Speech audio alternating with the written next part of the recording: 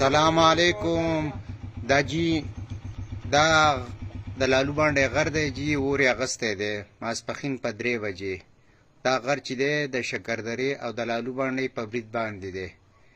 په دې غر کې ډېر زیات په ګڼ تعداد باندې ځنګل دی او دا اور ډېر تیز دی. د دې د مړ کولو څه قسمه چانس نشته، ولې چې دې له د بره طرفه د شکردرې طرفه هم خلک راختلی او د لالو باندې طرف نه ورته هم ختلی دی. خو دا چونکې دا ځنګل ډېر زیات ګڼ دی نو د مړ کېدو څه چانس یې نشته دی او ډېر تیز اور دی. دا ټول غر یې په دغه باندې اغستی دی. دا تاسو لیدی شئ.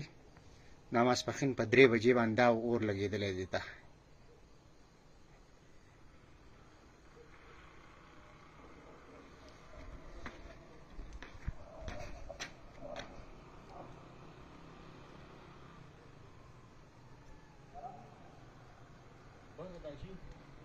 اور سره لیټونه یې خلک شکردرهونه خپل وجل دی.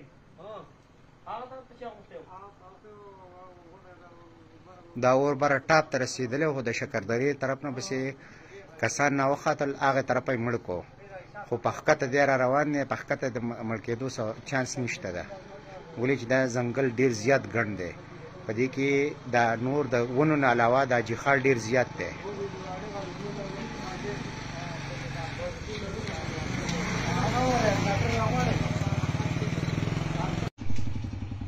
سلام علیکم. دا جی دا د لالو باندې غر دی جی اورې اغستی دی ماسپښین په 3 بجې.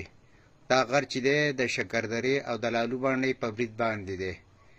په دې غر کې ډېر زیات په ګڼ تعداد باندې ځنګل دی او دا اور ډېر تیز دی. د دې د مړ کولو څه قسمه چانس نشته، ولې چې دې له د بره طرفه د شکردرې طرفه هم خلک راختلی او د لالو باندې طرف نه ورته هم ختلی دی. خو دا چونکې دا ځنګل ډېر زیات ګڼ دی نو د مړ کېدو څه چانس یې نشته دی او ډېر تیز اور دی. دا ټول غر یې په دغه باندې اغستی دی.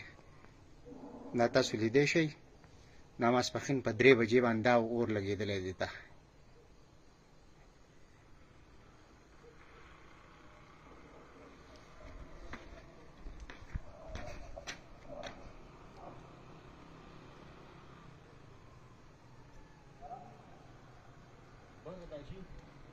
اور سره لیټونه یې خلک شکردرهونه خپل وجل دی. هغه طرف ته چا غوښتی